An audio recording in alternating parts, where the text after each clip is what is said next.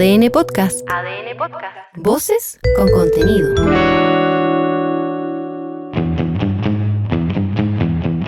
Las voces de la música chilena están aquí. Esto es Cuerdas al Aire, con Leo Nores. Hoy, de salón. Hola, ¿cómo están? Bienvenido a un nuevo capítulo de Cuerdas al Aire, el podcast de música de ADN en donde todo suena bien. Hoy vamos a tratar de descifrar cómo suena el misterio. No está fácil, ¿eh? Pero estamos acá con De Salón, con Piero y Roberto. Muchachos, ¿cómo están? ¿Qué tal? Muy bien, muy contento y muchas gracias por la invitación. Bienvenidos. Bueno, ¿a qué suena el misterio? ¿De dónde viene este regreso discográfico de ustedes?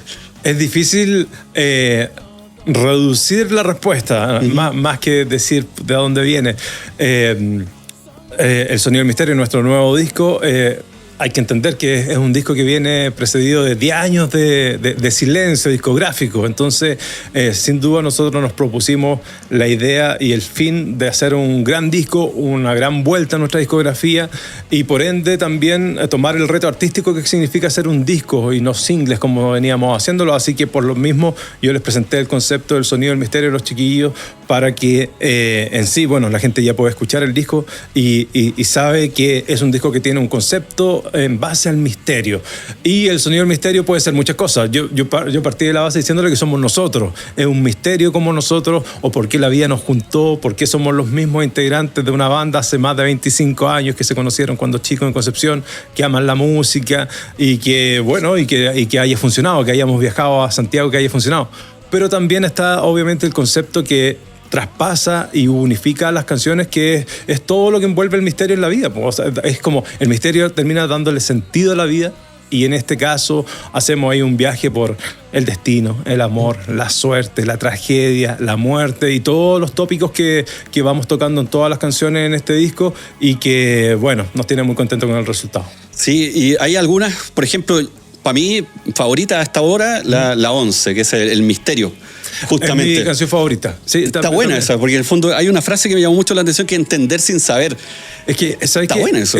Siempre nosotros habíamos hecho discos y siempre hay una canción que es como la canción que envuelve el concepto del disco, como ha sido Abrázame, Morder, etcétera. Siempre hay una canción que uno dice, mira, este es el hilo conductor de donde nos podemos agarrar y hacer el disco.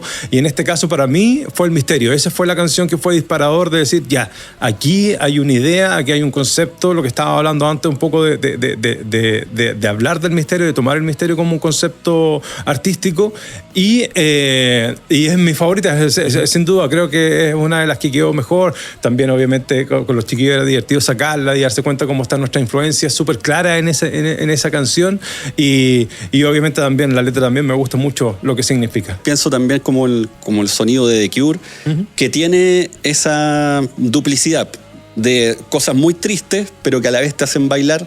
Y eso de una otra manera está dentro de este disco de claro, usted. Y eso viene de la mano de nuestro fanatismo por The Smiths y Morrissey, que The Smiths, o sea, hicieron una cátedra de lo que significaba hacer una canción bailable, pero con la letra más triste que podáis escuchar.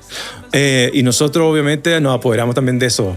Y está mucho en este disco también, como Nunca Nunca, que es el primer single que salió y que también es una canción que obviamente en tonos mayores y que tiene otro color, pero que la letra obviamente es melancólica al hueso. Sí, pues, esa canción es súper, bueno, para quienes les gusta tocar guitarra, es como de esas canciones que dice, aquí hay algo. Porque tener re, sol, ahí con el bajo en fa sostenido, me parece. Claro, esa es sintonía. Esa es sintonía. Ya, esa es la que sigue. No, Nunca Nunca es la primera, que es como un poco más distorsionada. Sintonía es como la contraparte. Nosotros por eso la sacamos como segundo single. Es que claro, pasáis de una a otra como casi como canciones hermanas. ¿Eso fue a propósito o cómo fue la composición? Sí, hay como una... Nunca Nunca habla del bueno, tiene esa en modo menor, los acordes mayores del modo menor. Sí, entonces genera eso muy del grunge. En Nirvana hizo una cátedra de eso, como ocupando lo que dice Piero. Canciones singleras, súper tristes, pero ocupando los acordes mayores del modo menor. Nunca Nunca habla de esos amores, como de esas, no sé, de esas personas que pueden ser te acompañan, que ya no están en tu vida, pero que te acompañan de otro modo. Y Sintonía habla de cuando se logra hacer ese match. Claro. Ajá, entonces, es una Son las dos caras de una misma moneda. Es una respuesta a lo otro, ¿cachai? Al escuchar el disco me pasó eso, que empecé a escuchar incluso frases o algunos guiños musicales y decir, esta cuestión podría ser tal cosa. Ponte tú la frase esa de que Dios no juega a los dados. Claro. Y dices, ¿a quién le escuché esta cuestión? Y pensé, ya, bueno, fue Einstein en su minuto. Entonces, vais juntando piezas. ¿Cuánto de eso ustedes como de trivia, digamos, por decirlo así, o de sus propios intereses personales, los van traspasando a la música como con regularidad? ¿O es que yo creo que más que eso, yo creo que es algo regular. Lo que pasa es que ahora están las redes sociales en las cuales uno puede como explicarlo o exponerlo. ¿Cachai? Que a mí me gusta mucho ahora de repente cuando está ahí, que sea en Instagram y te sale la historia de, no sé, Sting explicando que tal canción no es de amor, sino que por el contrario, Every Breath You Take es como de un acosador. Ponte tú, y toda la gente que la escuchaba era como, chuta, no es lo que yo pensaba. O One I Love de R.E.M. también es un poco lo mismo, ¿cachai? La ocupan para los matrimonios y al revés, es una canción que es totalmente de un acosador y no tiene que ver un poco. Y eso es porque obviamente las redes sociales te permiten hoy en día, o qué sé yo, YouTube, qué sé yo, entrar un poco más en la profundidad de los discos. Y ahora lo hemos hecho, ponte tú, explicando el arte, no sé, pues el single Nunca Nunca, la portada, yo le pedí a la Mane, que fue la fotógrafa, que yo esa canción yo la hice inspirada en un cuadro de Edward Hopper, que es un pintor de mis pintores favoritos, que obviamente uno entiende que es, no sé si antes o ahora sigue pasando, pero como que yo entendía que igual de Smith algo había en esas portadas, ¿cachai? Como venían de esos cuadros. Entonces yo dije, mira, quiero representar esa misma portada y si la gente hace como el match de la portada de salón con la pintura que se llama Morning Sun, es una representación casi idéntica, porque quería eso, como explicar un poco de dónde viene. Hoy en día que estamos explicando un poco más las canciones, el otro día me preguntaron había un tema que se llama Las Gemas. Entonces decía, mira, Las Gemas viene de la triste historia de Picasso y su mejor amigo Carlos Casagema, que obviamente cuando ellos vivían en París, Casagema se suicidó por amor en un bar, así con gente, así una historia muy dramática, muy, muy trágica. Y obviamente yo cuando la leí, yo dije, esto es una súper buena historia de amor, y le contaba a los chiquillos, es como, esto es el amor que nosotros representamos, que es el amor trágico. Esas son nuestras canciones de amor. No es el amor más liviano, sino que por el contrario, es un amor mucho más, que atraviesa mucho más el alma de las personas. Y eso obviamente se ve reflejado después también en una canción. Y así un montón de referencias, que es lo que tú me estabas preguntando. Hoy en día uno puede explicarlo un poco más y la gente decir, mira, de Salones... Esa es la razón al final de por qué los discos son tan contundentes, porque no es solamente canciones, lo que te decía antes, singles para que funcionen, sino que obviamente también este es un trabajo más artístico, el arte inspirando el arte, y así un sinfín de cosas que uno puede ir indagando y mostrando también. Claro, aparte que este disco en particular se nota que va de un punto A a un punto B, al tener un intro, un cierre. No es como un compendio nada más de canciones o un set list que tú dices, ya, esto suena más o menos, sino que en la medida que vayas escuchando las canciones te va haciendo un pequeño viaje. Eso es. Hasta llegar al final. Eso con la razón del por qué quisimos hacer un disco después de sacar singles independientes durante un lapso de años importantes, ¿cachai? Queríamos defender lo que significa sacar un disco como una obra completa. Y en eso Piero fue súper incisivo con el tema del misterio, porque en verdad todas las canciones tienen ese... y te vas dando cuenta que todo esto es un misterio, pues, entonces, y es infinito. Son infinitos los caminos misteriosos que tiene esta existencia. Y profundizar en eso es súper atractivo, pues, ¿cachai? Desde nuestro punto de vista, que somos un grupo de música popular, pero defendiéndolo un disco, canción por canción, que haya un concepto general, y ese es el desafío ahora, montarlo en vivo, con todo lo que significa generar una gira, y que conviva con nuestros éxitos anteriores, ¿cachai? Y yo me he visto muchas veces en este proceso como... Mira, aquí hay otro misterio. y ha sido interesante y súper enriquecedor el proceso. Y cuando conviven estas canciones con, no sé, pues las de la primera etapa, como Esfumar o Rígida, en fin, las ven como si fuera una línea directa o en algún momento se pegaron un salto, porque finalmente son 25 años de carrera. Sí, son 25 años de carrera, pero también dentro de lo que queríamos hacer en este disco era un poco que este viaje que estabas relatando tú fuese el viaje también por toda la arista y por todo lo que la gente entiende de lo que es, o sea, que es de salón. Es difícil uno de repente mirarse y decir, yo creo que la gente esto es lo que gusta o esto es lo que entiende que es de salón. Entonces, igual yo creo que ese sentido de decir, mira, yo creo que esto es lo que nosotros somos. Y bueno, y por lo mismo también, este disco está hecho por nosotros tres. No hay músicos invitados, no hay sesionistas. Lo produje yo también por lo mismo, para que fuese un disco muy de salón, que el resultado final fuese entregarle a nuestro público, a nuestros fanáticos, el disco que estaban esperando hace 10 años, se puede decir. Fue muy de nosotros tres, o sea, ni siquiera nuestro equipo técnico sabía. Nosotros tenemos un músico de sesión. Como que a veces sentíamos que estaban, oye, como porque estábamos muy de nosotros tres, ni el manager conocía las canciones hasta el final. Claro. Lo que hicimos como apapacharnos entre los tres. Entonces, ese concepto yo creo que esa idea es la que hermana todas estas canciones con nuestro cancionero al final, porque es todo un poco, es un viaje, es como alguien nos entrevistaba también que había escuchado el disco y me dijo, es que está todo lo que yo todo como el sentido de la música de salón, todo el ADN, todo el qué sé yo. Los comentarios han sido como la esencia. En una dosis, claro, la esencia en una dosis, como todas las canciones. Es más, cuando elegimos las canciones, yo le mostré 10 canciones. Y al final era como, ya, ahí está todo. Pero después dije, no, pero falta algo más que la gente también va a echar de menos, y también hicimos una canción más porque cada canción tenía su razón de ser y no era porque, oye, es la que hay. Por el contrario, había mucho material ya que había pasado harto tiempo. ¿Y quedaron canciones fuera o son esas 10 las que finalmente? Sí, quedaron fuera, pero ni siquiera las tocaban, porque yo les mostré el disco y les dije, mira, estas son las 10 canciones. Había grabado los demos, estas son, las escuchamos en mi casa, fue como, ya, perfecto, ya está súper bueno y todo. Y después sumé Tormenta y Tormentos, que fue la última que se sumó, entendiendo que faltaba la canción dramática, que la gente igual iba a echar de menos, que nosotros igual, como tenemos tantas baladas, de repente cuesta como decir, sigamos incorporando, porque más que nada como para el set list en vivo, como un poco... Bueno, en un minuto la idea era incluir estos singles que nosotros sacamos de modo independiente, Látigo de Fuego, en estos años que pasaron, Rescátame. Pero nos fuimos dando cuenta que no convivían con el concepto que hablamos hace un ratito. Ahora que mencionaron los discos anteriores, me acordé de Fortaleza, que ese también se nota que hay un concepto sonoro que está súper definido. Y ese lo hicimos también solos. Lo hicimos entre nosotros. También lo hicimos solos. Entonces, ahí está el secreto. Es que sabes que el Abrázame, el Fortaleza y ahora han sido solamente los únicos discos que ha sido trabajado solamente por la banda y han funcionado bien, pues tienen súper buen... O sea, por lo menos para mí son de mis favoritos, sin duda. Sí. No porque lo hayamos hecho solo, ni porque el productor sea yo, sino que por el contrario, como que las canciones eran las que tenían que estar, llegamos a súper buen puerto, es la esencia de cada uno de nosotros tres generando este sonido que se llama de salón.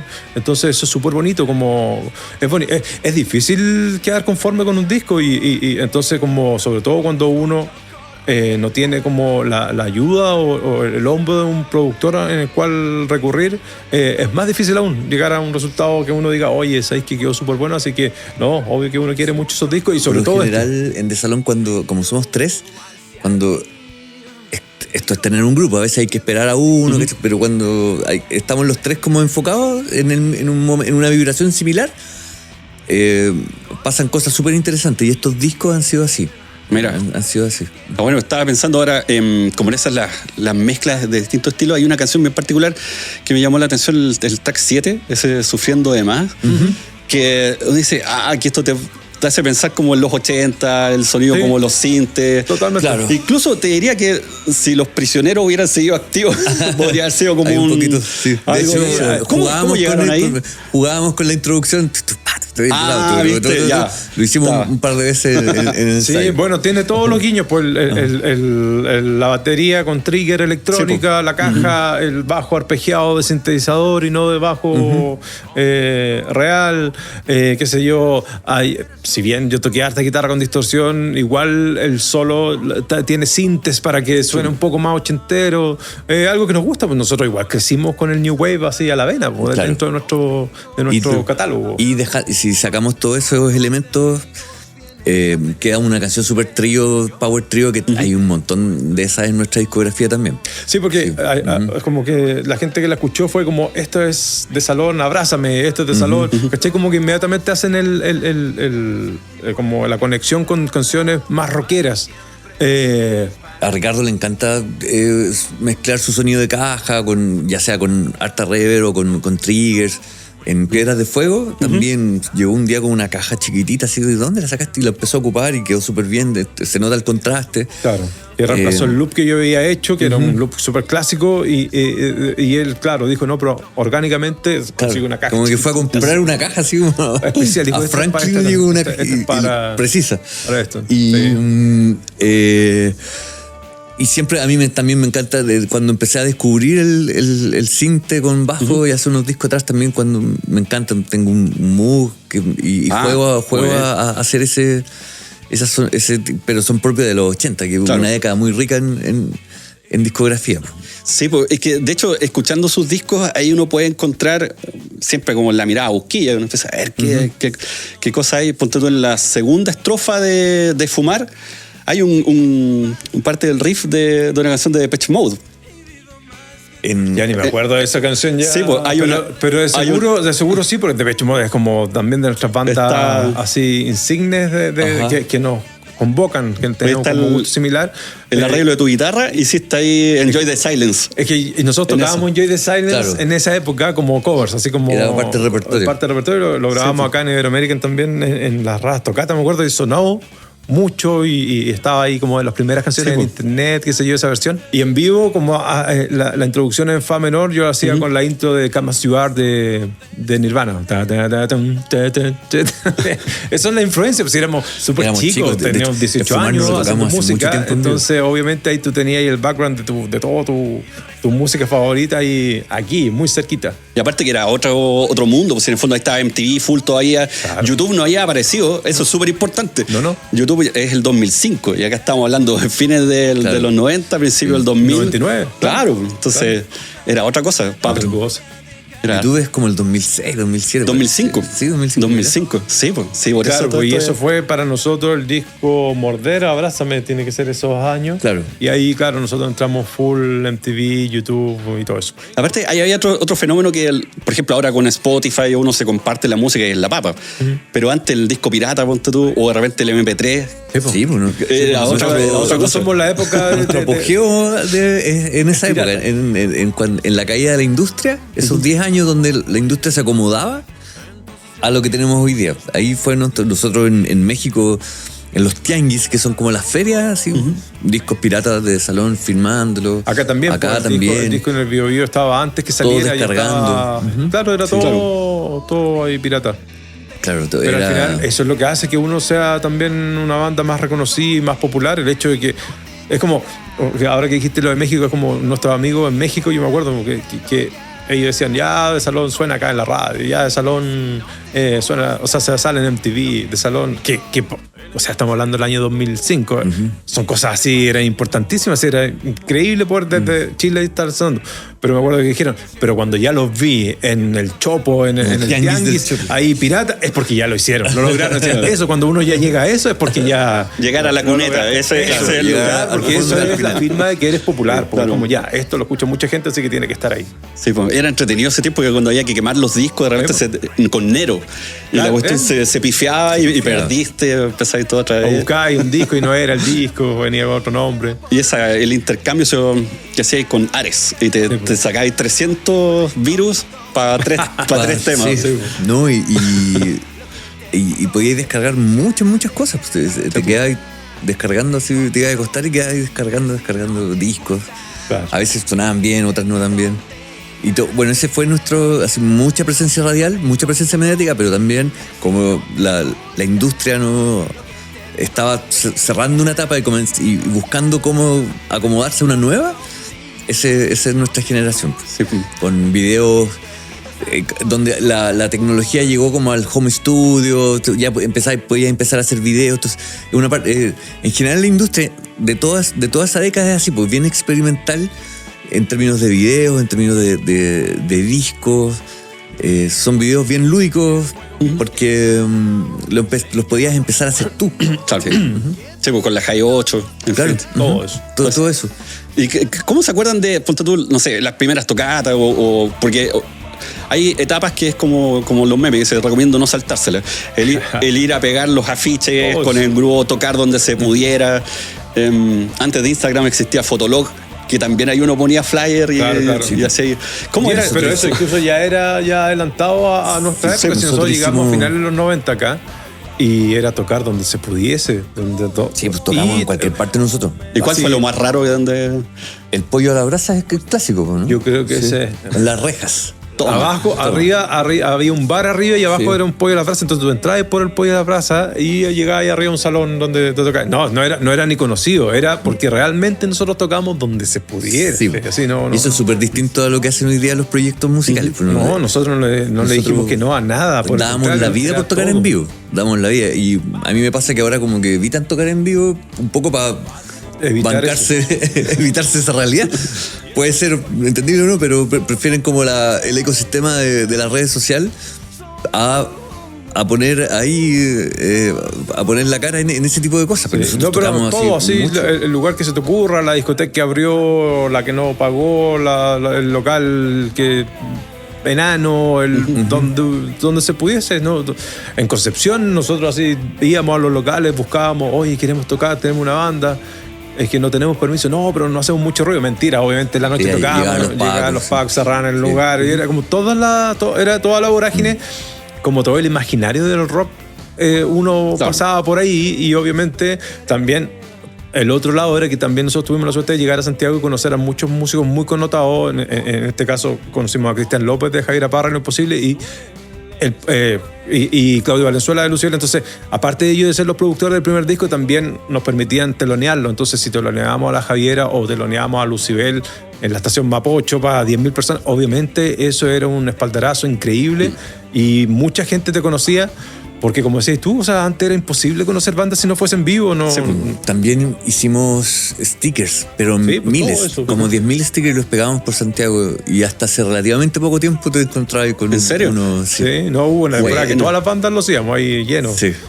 Los pegamos Paradero, todas partes de eso. Psycho, etcétera. Todos pegando stickers. Claro, ahora uno tiene el sticker en el WhatsApp, pues. Te sacan al tiro un pantallazo y... Bueno, hicimos pegar afiches y molestar para tocar, para tocar. Y lo otro también que era... es que obviamente salir a pegar afiches, como decías tú, que se ve a la calle, que no lo veía nadie. Por supuesto que era una fotocopia hecha así, pero horrible. Pero lo que sí se hacía era como mandabas tu fecha de la tocata o lo hacía el local donde tú tocabas y había un suplemento que era la zona de contacto del Mercurio. Y ahí solamente tenía como aviso clasificado como de los cartelera. Shows, la cartelera del fin de semana. Y si salía ahí, la hiciste. Era como, ya, por lo menos va a ir gente porque salió en alguna parte. Pero imagínate, era una locura pensar que una banda desconocida de Concepción que salió en el diario en un renglón mínimo fuese a lograr llevar mucho público. Era como pequeños pasitos que tú puedes dar. Que aparte de los shows que hacíamos, varias veces me topaba con gente periodista que, oye, yo lo pasaba muy bien en esas tocatas porque tiraban muy buenas tallas. Y yo no me acuerdo, ¿cachai? Pero... yo me mataba de la risa, me decía, porque aparte, buenas canciones y todo, pero empezaban a hablar tallas y tiraban tallas.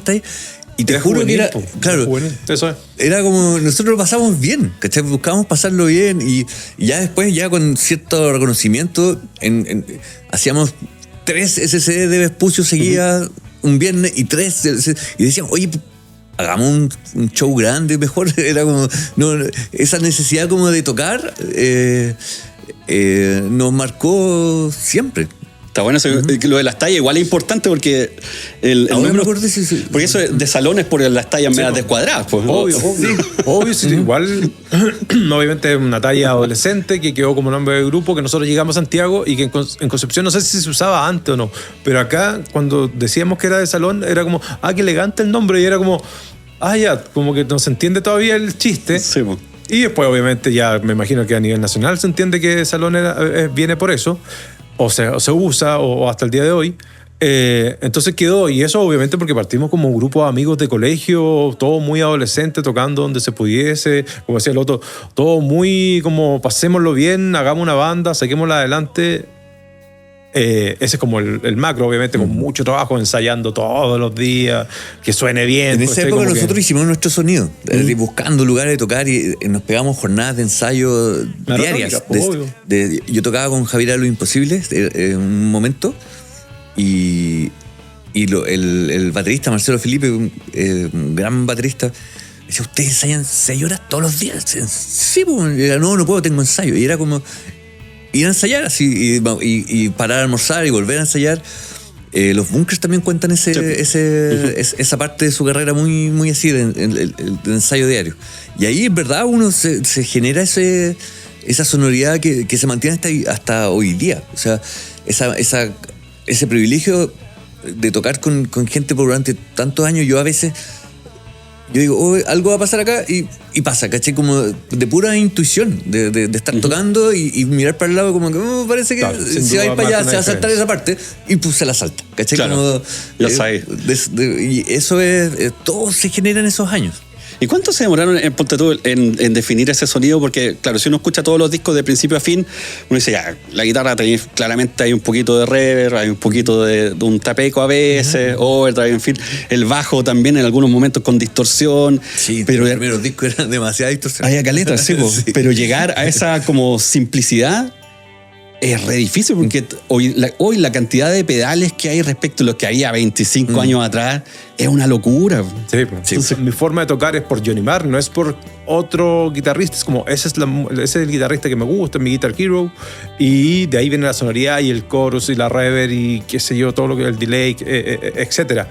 El tipo de solos que es muy distinto a un solo. Son súper rítmicos al final. Súper rítmicos. Sí. Entonces, eso es muy bonito. Y tuvimos ahí la suerte de que ahí nos prestaban ahí todos los pedales que ellos tenían, todos los amplificadores, mucha suerte. Bueno, en general tenemos muy buena onda con la mayoría de nuestros colegas y siempre nos han ayudado muchísimo. La otro día tocamos con un Psycho y Luciano se acordaba que nos había prestado un bajo y una guitarra para un disco y yo no me acordaba y ahí conversando cuál era y, no sé, y así, ¿cachai? Así como de verdad siempre hemos tenido suerte ahí y eso obviamente ayuda mucho a que uno encuentre su sonido y que logre un excelente sonido, lo mismo ingeniero y qué sé yo. Sí, un disco El Fortaleza creo que fue que yo me conseguí bajos con todos los colegas y creo que ahí Luciano me prestó un Rickenbacker. Ah, pero te fuiste a la... me prestó 2 bajos. Bueno, sí. Sí, no nos podemos quejar siempre. Sí, siempre apoyando. Siempre, y bueno, también uno se siente como súper valorado por los colegas por lo mismo. Como que, bueno, lo que hacemos es importante. Claudio Valenzuela tocó con ustedes una vez encapuchado. Muchas veces. Muchas veces. Como misterioso. De salón somos nosotros los tres músicos, pero siempre hemos tenido un músico invitado que, entre comillas, lo que hace es tocar las guitarras que yo grabo en los discos y que no puedo obviamente por manos poder tocar en vivo. Y entonces nosotros cuando llegamos a Santiago éramos 4. Teníamos un cuarto integrante, un guitarrista que se fue a vivir a Alemania y por eso quedábamos como trío. Y que era súper importante, era el corazón de la banda en Concepción, claro. Era el que nos sacaba a ensayar, buscaba siempre, andaba todo el día hablando. José Miguel amigo y él era como el motor de la banda y él, bueno, se enamoró, se fue a vivir a Alemania y es músico, sigue tocando allá, pero vive allá.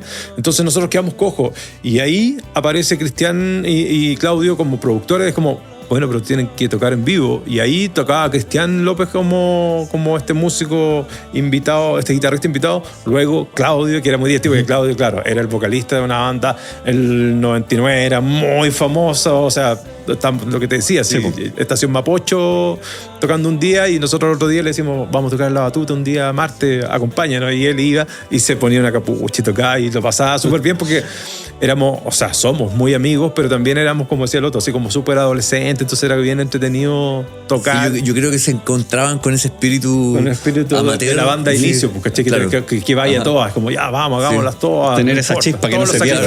Todos los sacrificios de la verdad. De hecho, estábamos grabando el primer disco y a veces teníamos que parar porque el Claudio se iba a Estados Unidos y el Cristian se iba a Perú, estaban y después gira y ya paremos nomás.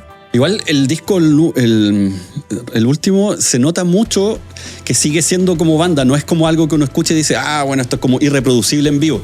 No. Es como que tú decís, ya hay dos guitarras, una arpegia, la otra va haciendo la rítmica, tenía el bajo con el synth, a veces queda uno que otro arreglo, pero sí, esta cuestión se puede tocar en vivo. Totalmente. No es algo así como sobreproducido. No, totalmente. No. Yo creo que viene un poco de nuestra escuela también, de la música que nos gusta, de la música que escuchamos y de cómo uno tiene súper integrado el tocar en vivo como parte de la esencia de la banda. De Salón es una banda que tiene 25 años tocando. Si bien hay lapsus intermedio entre disco y disco, lo que más hicimos en ese intertanto fue tocar, a excepción de la pandemia. O sea, siempre hemos sido siempre que me encuentro con un colega es como, oye, ¿qué tocan ustedes? O hasta el chiste, ya, pues, ¿para qué tocan tanto? Así como ya, no. Y es como porque esa es nuestra esencia. Pues. Sí. Y yo creo que ahí se explica. De Salón con el tiempo se ha hecho como un trascendental de la música popular en Chile. Y yo lo noto cuando, no solo en las ciudades grandes, ahí en las ciudades más pequeñas, nosotros hemos ido a tocar a muchos lugares, ciudades pequeñas, discotecas de cualquier ciudad pequeña. Y yo creo, claro, quizás otros artistas evitan ese circuito, nosotros lo hemos hecho y por mucho tiempo. Y en parte yo creo que se explica el fenómeno de Salón por ese tipo de decisiones. Que no son de grandes, no es algo, es más del pueblo, no es tan de las grandes ciudades. Bueno, esta semana está el show en el Teatro Coliseo para justamente el lanzamiento del disco, la presentación oficial. Bueno, ya han habido varias fechas en regiones, después sigue. ¿Qué vamos a escuchar? Porque dilucidamos parte del sonido del misterio, algunas claves, pero hay que escucharlo finalmente. Sí, es lo más importante, escuchar el disco en vivo. Es lo que estamos hablando. Somos una banda que tocamos en vivo, entonces también el disco, si bien se plantea también con esta idea de que se pueda traspasar en vivo de la forma más orgánica posible, este es el momento de la verdad, que la gente vaya a disfrutar, y sobre todo para nosotros el feedback que tiene la gente con estas canciones. Es muy bonito darse cuenta que la gente hace propia inmediatamente nuestras canciones, las letras, le importa mucho cantar, sentir las letras, así que obviamente para el Coliseo va el disco completo de principio a fin, más será otra hora más de grandes éxitos, de canciones infaltables en el show, por supuesto. Alguna sorpresa va a tener como buen show de lanzamiento también. Claro. Así que nada, es lo que siempre está, o sea, no siempre, perdón, es lo que queríamos hacer hace mucho rato, que era como esta nueva etapa de la que estábamos hablando, y ya la guinda de la torta, el puntapié final, que es el lanzamiento acá en Santiago, y después obviamente la gira continúa hasta el próximo año. Sí, pues. ¿Y qué vamos a escuchar ahora? Ahora yo creo que tocamos Nunca, ahí como el primer adelanto del disco. Ya, pues aquí de Salón en Cuerdas al Aire. 1, 2, 3.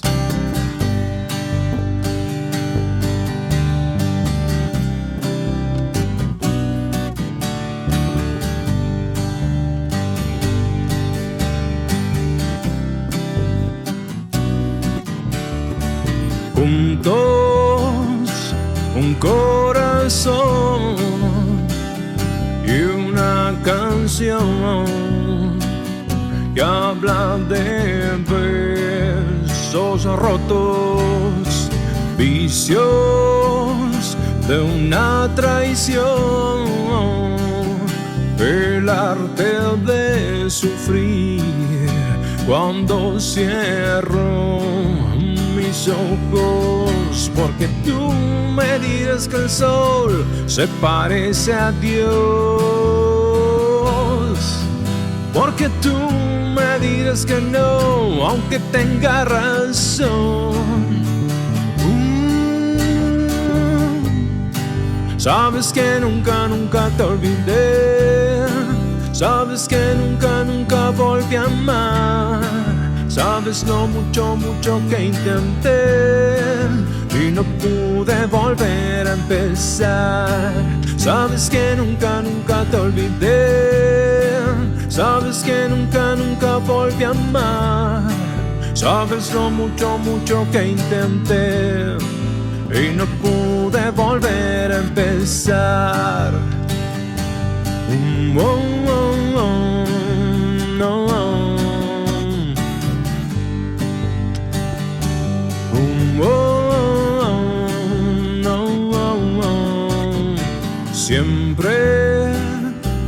buscas amor donde no estoy y donde no se puede, porque tú me dirás que el sol se parece a Dios, porque tú me dirás que no, aunque tenga razón. Sabes que nunca, nunca te olvidé. Sabes que nunca, nunca volví a amar. Sabes lo mucho, mucho que intenté y no pude volver a empezar. Sabes que nunca, nunca te olvidé. Sabes que nunca, nunca volví a amar. Sabes lo mucho, mucho que intenté y no pude volver a empezar. Y no pude volver a empezar. Y no pude volver a empezar. Oh, no, no, no. ¿Con qué me embrujaste?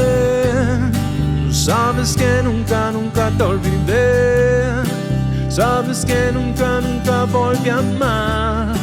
Sabes lo mucho, mucho que intenté y no pude volver a empezar. Sabes que nunca, nunca te olvidé. Sabes que nunca, nunca volví a amar. Sabes lo mucho, mucho que lloré y no pude volver a empezar. Y no pude volver a empezar. Y no puedo volver a empezar. Oh, no, no, no. ¿Con qué me embrujaste? Oh, oh, oh, oh, no. Oh, oh, oh, no, no. Oh, oh.